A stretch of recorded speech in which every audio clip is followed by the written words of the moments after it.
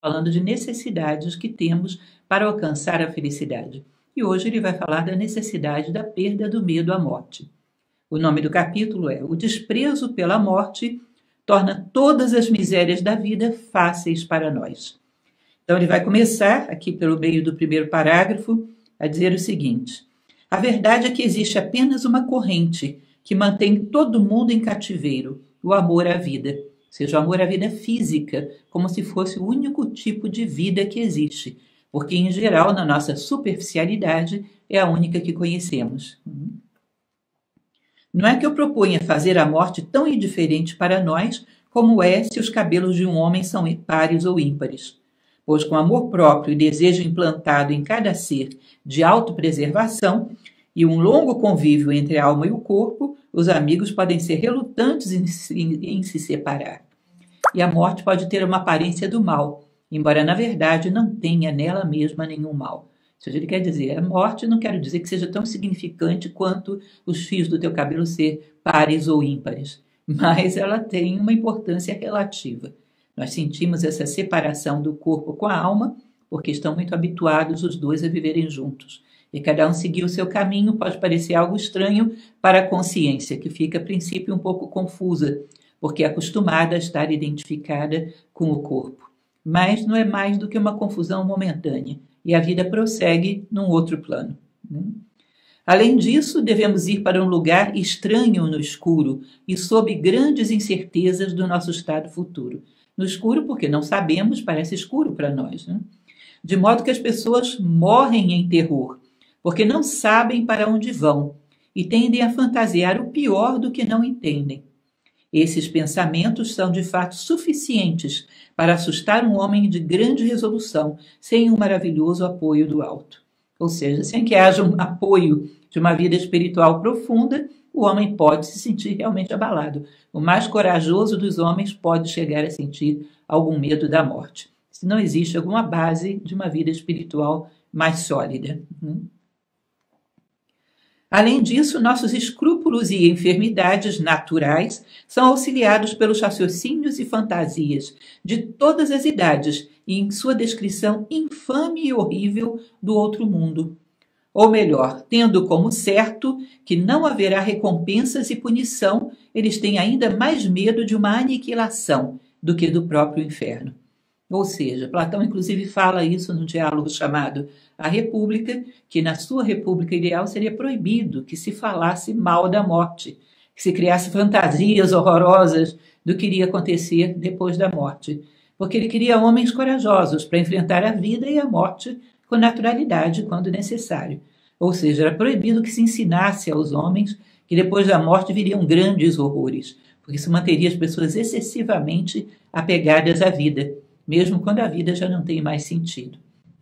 E ele diz que ainda aqueles que não acreditam nesses terrores depois da morte, mas que, muito materialistas, acreditam numa aniquilação, preferem as piores torturas do que essa aniquilação. Preferem o inferno do que essa aniquilação, que é mais assustadora do que qualquer inferno que a gente possa imaginar.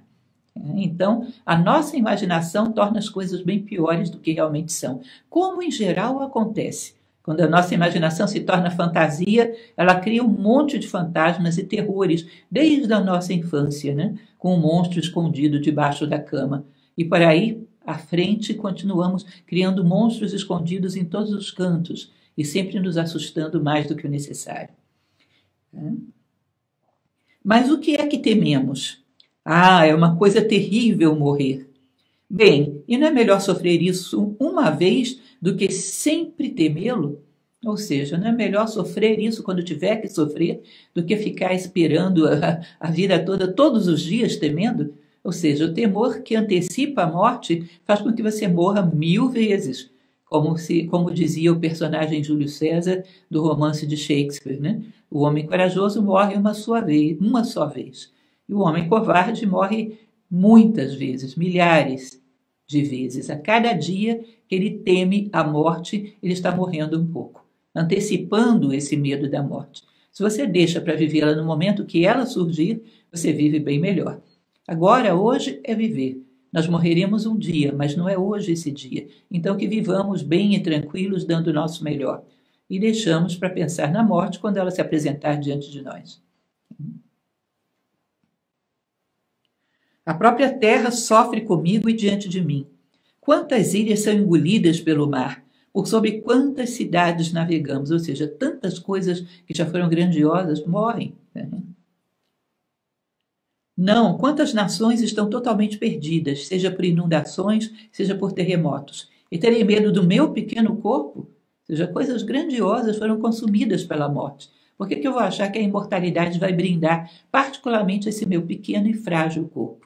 Nós temos corpos que, segundo se diz, são mais duradouros do que esse, mais sutis e mais duradouros. Mas, para aqueles que não acreditam, acham que toda a sua vida se resume a esse pequeno corpo biológico, orgânico, que num determinado momento, inexoravelmente, terá que ser devolvido à natureza.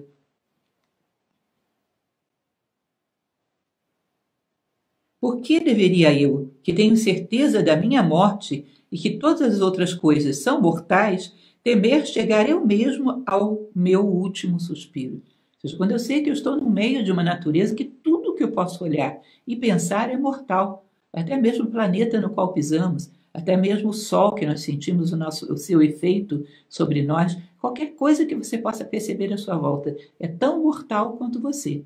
Cada um no seu ciclo, cada um no seu momento. Aí você vai dizer, não, mas a minha morte é mais rápida. É muito difícil dizer isso. Há insetos que a morte é um dia de vida e acabou. Há astros que é um tempo maior, mas se você considerar a idade da natureza, o que é muito, o que é pouco. Na verdade, todos têm um prazo e, findado esse prazo, terão que entregar os seus corpos físicos de volta para a natureza. Eu não sou o único. Existe todo um universo à minha volta que vive essa mesma ciclicidade. É o medo da morte que nos torna ordinários, perturba e destrói a vida que preservamos, que agrava todas as circunstâncias e as torna formidáveis, ou seja, faz com que qualquer coisa, qualquer adversidade que tenha alguma ameaça à nossa vida se torne insuperável, absurda, ou que ameace a vida daqueles que amamos. Dependemos apenas de um momento efêmero. Devemos morrer, mas quando? E o que isso significa para nós? É a lei da natureza, o tributo dos mortais e o remédio para todos os males. Ou seja, a lei da natureza, o tributo que temos que pagar à natureza e o momento que todos nós caminhamos para ele, o remédio de todos os males. O remédio de todos os males que nós padecemos na vida, para todos eles, os que já vieram, os que estão aqui e os que poderiam vir, é única e exclusivamente a morte. Não existe uma outra panaceia universal que nos cure de todos os males da vida, apenas a morte. Sei lá se a morte terá também os seus males, mas o fato é que, nesse momento, ela é a cura absoluta de todos os nossos padecimentos. Às vezes, muitos padecimentos. Após uma doença grave e prolongada, ela nos livra de todas as dores. Às vezes pode ser um alívio, né? É apenas o disfarce que nos assusta, como crianças que ficam aterrorizadas com uma máscara. Ou seja, crianças que se aterrorizam com uma imagem que elas não conhecem bem. Nós já não temos mais idade para nos atemorizar com máscaras. Devemos imaginar, existe alguma coisa por trás delas, por trás dessas máscaras. E eu quero ver o que é. Não existe nada que termine no zero, no coisa nenhuma. As coisas caminham e se transformam de umas em outras, num infinito de transformações. Não é? Esse nada se perde, nada se cria, tudo se transforma, que nós conhecemos tão bem durante a vida, deve prosseguir para além da morte. É uma transformação para um outro estado que nesse momento desconhecemos, porque é uma travessia onde todas as coisas materiais ficam para trás. E estamos acostumados a ver apenas o aspecto material da vida e reforçamos esse foco pela vida fora. Se nos acostumássemos a olhar mais para aquilo que é mais sutil, para emoções superiores, para sentimentos elevados, para pensamentos elevados, para valores, virtudes, sabedoria, consideraríamos menos importante a morte do corpo físico. Então, a maneira como vivemos faz a morte um evento mais trágico do que deveria ser. Mais adiante, nessa mesma página, não há nada que a natureza tenha tornado necessário que seja mais fácil do que a morte. Demoramos mais para vir ao mundo do que para sair dele. E não há nenhum minuto de nossas vidas em que não possamos razoavelmente esperar por isso. Não, é apenas o trabalho de um momento, a separação da alma e do corpo. Que pena, então, ter medo de algo por tanto tempo que acabará tão rápido. Ou seja, o mais curto dos nossos males. Um momento e a morte se foi. Nós temos males que às vezes se arrastam por anos, por décadas, ao longo de todas as nossas vidas, nos causando grandes dores. A morte é apenas um momento. Talvez o mais rápido e mais fugaz de todos os sofrimentos, se é que ela traz realmente algum sofrimento. Bom, passando para a página seguinte, para a página 135, lá pela metade do primeiro parágrafo, se for do agrado de Deus acrescentar mais um dia às nossas vidas, vamos recebê-lo com gratidão. Mas, entretanto, é nosso caminho mais feliz e seguro nos recompormos esta noite, para que não tenhamos nenhuma dependência ansiosa no amanhã. Aquele que pode dizer, eu vivi este dia, torna claro o próximo novamente. Ou seja, prosseguir todos os dias quites com a vida. Eu vivi bem este dia, eu vivi bem a minha vida até agora, estão quites. Existe uma passagem de um poema de um poeta mexicano chamado Amado Nervo, que eu tenho uma grande admiração por ele, que ele termina o seu poema dizendo o seguinte: vida, nada me deves. Vida, estamos em paz. Isso é mais ou menos o que a gente deveria dizer todas as nossas noites. Tive um dia bem vivido como ser humano. Estou quites com a vida. Não tem nada, nenhum rancor, nenhuma cólera, nenhuma revolta de fatos que eu não assimilei bem no passado. Todas as coisas que me aconteceram eu percebi que eu perdi coisas, mas também ganhei outras. Ganhei em maturidade, ganhei em crescimento, ganhei em capacidade de encontrar respostas para a vida. Portanto, perto do que eu ganhei, aquilo que eu perdi não foi caro, foi bem pago. Portanto, estou quites com a vida, ela não me deve nada. Fechadas todas as minhas contas com a vida, sempre seguro de estar fazendo o meu melhor. Eu termino cada dia, claro, desejando que haja um outro, possivelmente sim, mas preparado se aquele for o último. Porque estou bem, estou em paz com céus e terra, sou digno do sono dos justos. Isso nós deveríamos providenciar para que acontecesse todos os dias da nossa vida. De tal maneira que um novo dia seja uma dádiva, seja um presente, que nós poderíamos não ter ganho. E, portanto, ao ganharmos, temos esse regozijo, essa alegria de quem é presenteado mais uma vez com o milagre da vida. Mas podemos perdê-lo a qualquer momento e temos que estar em paz nesse momento. Mais adiante, no próximo parágrafo, não, em algumas ocasiões requer mais coragem para viver do que para morrer. Aquele que não está preparado para a morte ficará perpetuamente perturbado, tanto com vãs apreensões quanto com perigos reais. Não é a morte em si que é terrível, mas o medo dela que a antecede. Ou seja, o medo dela, como já falamos, faz com que você fique aterrorizado uma vida inteira, quando na verdade você vai morrer apenas em um dia. Em todos os outros dias te cabe viver. E às vezes, como ele diz aqui, eu acredito que na maior parte das vezes, a vida é muito mais difícil de enfrentar do que a morte. As perdas, as dores para as quais às vezes não nos consideramos preparados, o dar uma resposta humana às adversidades, quando às vezes perdemos o controle de nós mesmos, tantas coisas delicadas, tantas coisas difíceis que a vida nos confronta. A morte certamente não é a pior delas.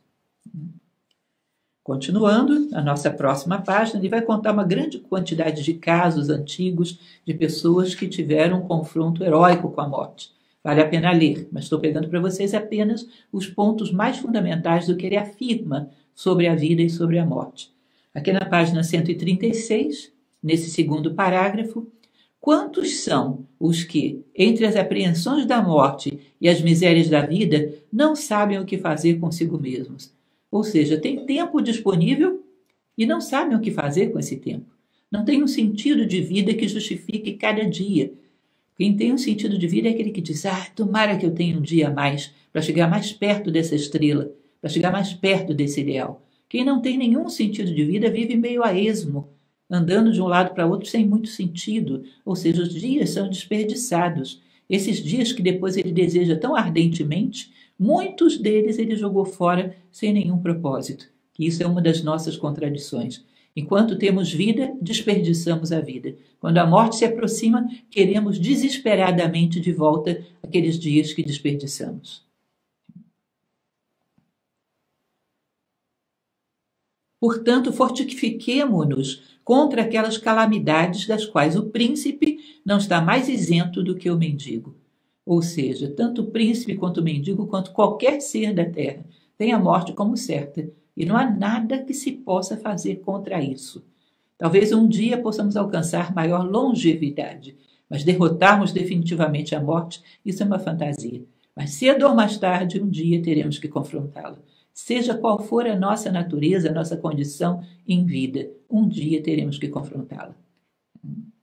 Mais adiante, nesse mesmo parágrafo, ao finalzinho, é o medo da nossa última hora que inquieta a todos os outros. Pela justiça de todas as constituições, a humanidade está condenada à pena capital. Agora, quão desprezível pareceria aquele homem que, sendo condenado à morte em comum com o mundo inteiro, deveria apenas requerer que ele pudesse ser o último homem trazido para o bloco. Quão desprezível aquele homem que sabe que a humanidade inteira está condenada à morte e quer que todo mundo vá na frente, que ele seja o último, que tenha privilégios, que seja o último a ter que abrir mão da vida. Que desprezível é considerar que existem crianças que têm uma vida inteira pela frente, existem jovens, por que eu deveria ser o último a entregar a minha vida? Se toda a humanidade, a seu momento, terá que fazê-lo. Que eu o faça com dignidade, quando a própria vida me disser que basta, que chega, que já foi feito o necessário. Que eu possa ter essa dignidade, guardá-la, e não querer ser aquele privilegiado que entrega a vida em último lugar, porque isso é um sintoma de egoísmo e de covardia. Mais adiante, na próxima página, 137, a natureza que nos gerou nos expulsa, e um lugar melhor e mais seguro é arranjado para nós, como ela faz sempre. Nós saímos de um lugar para outro ao longo da vida e ela sempre arranja para que a gente consiga continuar sobrevivendo da maneira que é possível, da melhor maneira que é possível, segundo as nossas decisões, segundo as nossas escolhas. Isso não será diferente depois. E o que é a morte se não deixar de ser o que éramos antes? Somos acesos e desligados. Deixar de ser e não começar a ser é a mesma coisa. Ou seja, fomos acesos num determinado momento para essa identidade passageira e num determinado momento seremos desligados. Passar a ser ou deixar de ser deveria ser exatamente a mesma coisa para nós. Ou seja, é um elemento fundamental que a gente perceba que esse nosso estado é transitório. E quando estamos em vida, que possamos perceber claramente a cada dia, eu sou mais do que a Lúcia. A Lúcia é uma identificação passageira. Eu vou fazer o melhor possível pela Lúcia, para honrar essa natureza humana que me foi emprestada. Mas eu sou mais do que a Lúcia. Eu não posso me identificar tanto assim com ela, de tal maneira que quando a morte vier, eu sinta que vou perder tudo. Eu vou perder uma vestimenta passageira, que eu tomei emprestada da natureza, que terá que ser devolvida. Mas isso não é o todo do que eu sou. Morremos diariamente, e à medida que crescemos, nossa vida diminui. Cada momento que passa tira parte dela. Tudo o que é passado está perdido. Não, dividimos com a morte o próprio instante em que vivemos. Ou seja, como diz a mitologia grega, quando nascemos, Zeus começa a contar o tempo da nossa morte, como se ele virasse a ampulheta e a nossa areia começasse a cair. Cada dia, cada aniversário que comemoramos é um ano a mais. Na verdade, se a gente for encarar por um ângulo diferente, é um ano a menos. Estamos cada dia morrendo uma parte de nós, ficando para trás. E essa convivência é tão íntima, à medida que ela se torna consciente, e eu percebo, bom, o tempo que foi deixado para trás serviu para me fazer crescer, serviu para me fazer ajudar os demais, serviu para me fazer trazer algum benefício ao mundo, ao outro e a mim mesmo. Quando você tem essa certeza, o tempo que fica para trás é tempo válido, é tempo bem vivido. Isso te dá uma grande segurança. Bom, o tempo passou sobre mim, mas não foi em vão. Eu dei conta desse tempo da melhor maneira que pude. Isso vai nos dando segurança de que não perdemos o tempo, ganhamos o tempo.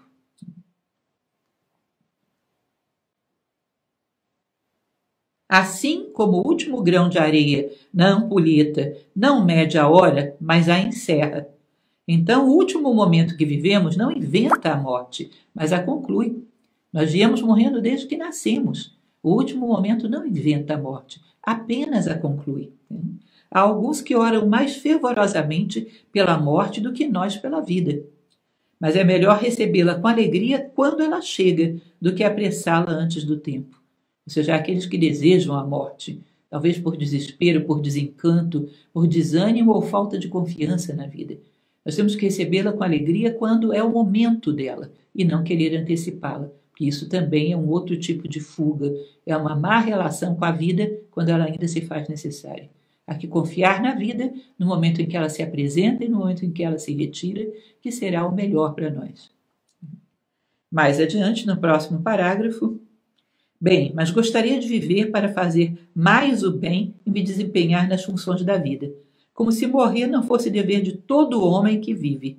Somos relutantes em abandonar nossos bens, mas nenhum homem nada bem com sua bagagem. Ou seja, num determinado momento, se você quer nadar, a bagagem terá que ficar para trás. Num determinado momento, se você quer continuar subindo a montanha, aquela bagagem pesada que você carrega tem que ser deixada no meio do caminho.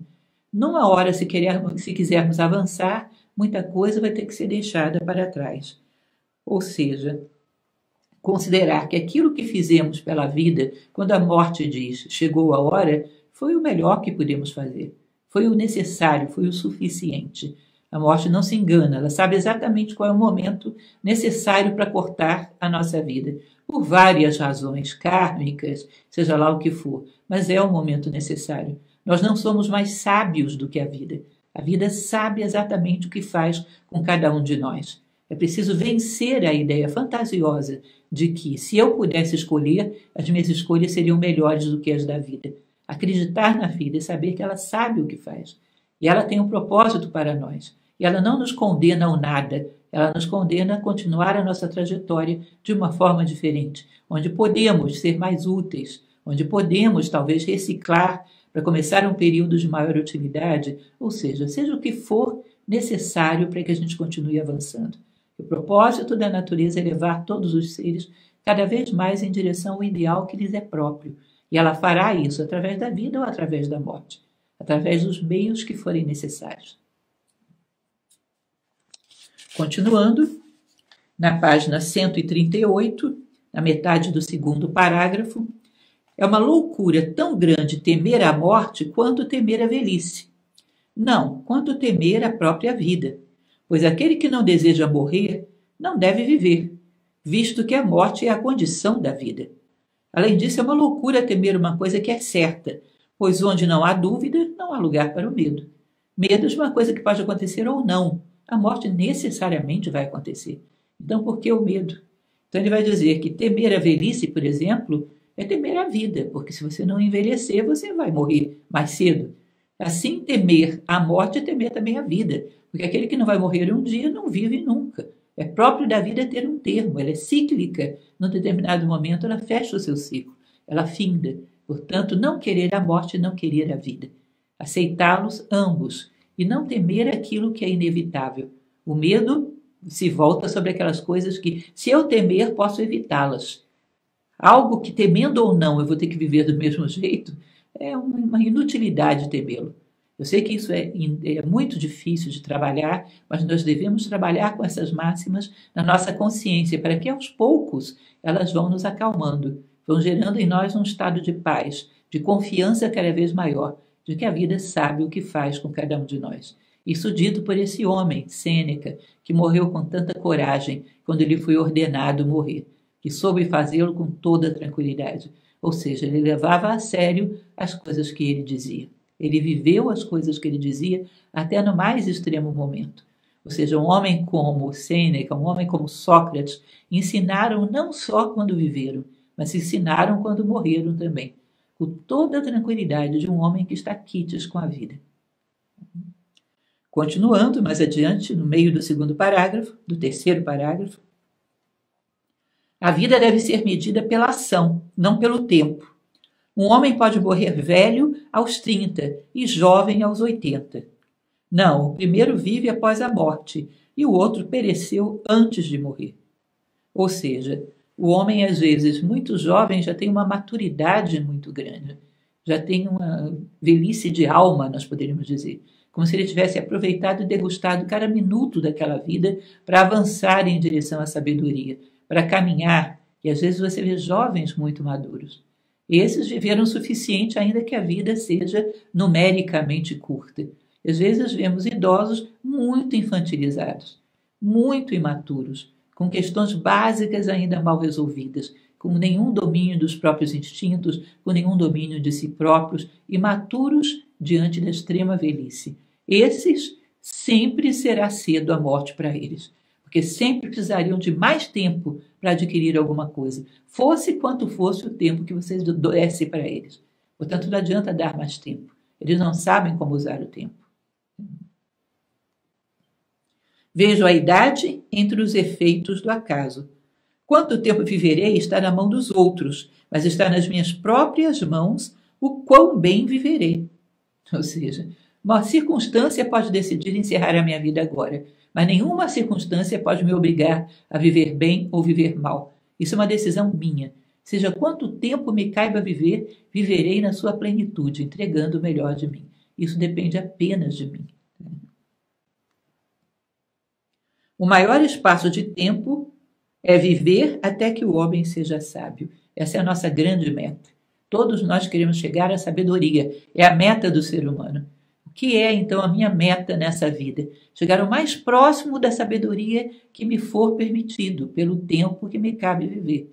Portanto, não perder tempo à toa. Saber que cada minuto da minha vida tem que ser bem aproveitado, porque me cabe chegar o mais próximo da sabedoria que essa personalidade me permitir, que essa vida me permitir. E isso é uma vida bem-sucedida, porque trabalhou coerente com o curso e o sentido da vida como um todo, que leva todos os seres a uma completude cada vez maior, que leva todos os seres em direção ao seu ideal. Eu colaborei com a natureza e trabalhei a favor do sentido positivo da vida. Eu avancei, eu adquiri algum grau de sabedoria que me cabe. Isso é uma vida bem vivida. Mais adiante, na página 139, é uma coisa abençoada despachar os negócios da vida antes de morrer e, então, esperar a morte por ter uma vida feliz. É considerado um grande homem aquele que está disposto a morrer quando sua vida é agradável para ele. Uma vida honesta não é um bem maior do que uma morte honesta. Ou seja, despachar os negócios significa aquilo que eu já falei para vocês. Estar quites com a vida cada dia. A morte, se vier, não vai me pegar de surpresa. Tudo que é necessário, todos os meus negócios, tudo aquilo que preciso de deixar de informação para aqueles que ficam, tudo está resolvido a cada momento da minha vida. Ela não me pega de surpresa. E eu, quando estou nos momentos mais felizes, eu estou preparado para morrer. Porque é mais fácil você querer morrer quando a vida está um caos. Mas isso é covardia, querer fugir das dificuldades da vida. O homem imaduro está preparado para a morte nos momentos mais gloriosos da sua vida. Ainda assim ele está preparado. Aquele que sabe viver bem, sabe morrer bem. E mais adiante, lá no finalzinho desse parágrafo, no final da página, mas disso temos certeza. O medo da morte é uma escravidão contínua, assim como o desprezo por ela é uma liberdade certa. Ou seja, é algo que vai vir? Vai. Eu tenho certeza disso? Tenho. Quando será? Não sei. Então, para que me preocupar com isso? Por mais que eu me preocupe, essas três coisas não vão mudar. Eu vou morrer de qualquer maneira, com preocupação ou sem preocupação. Eu não vou saber quando será, com preocupação ou sem preocupação. Portanto, a preocupação é inútil. Todo o tempo que me for dado, para viver, eu vou vivê-lo na plenitude da minha condição humana, dando o meu melhor, saboreando cada momento do presente, procurando estar pleno no aqui e no agora, captando cada coisa que a vida me traz. E estou preparado no momento em que a vida disser, já não é mais tempo para esse tipo de experiência, eu irei para outra experiência que a vida propõe. Esse é o sentido do homem corajoso, do homem que sabe viver de acordo com os ditames da razão mais elevada. Ele raciocina sobre a morte e percebe que os seus temores só tiram dele a vida e não fazem com que a morte, que é inevitável, deixe de se apresentar no momento que deve ser. tá certo? Então, que não desperdicemos a vida com temores inúteis à morte, que aprendamos com a vida que aquilo que é necessário para nós sempre vem, e que não seremos de uma hora para outra abandonados ao nada, quando na vida nunca fomos abandonados ao nada. Sempre há uma continuidade nas experiências que se apresentam para nós. Não haverá uma descontinuidade nesse momento. Apenas será diferente de tudo aquilo que vivemos até agora, pelo menos conscientemente. Então reflitam sobre isso, que quanto mais refletimos, mais maduros vamos ficando e mais preparados vamos nos tornando, menos temerosos, e assim podemos desfrutar muito melhor da própria vida. Um grande abraço para vocês e uma boa reflexão.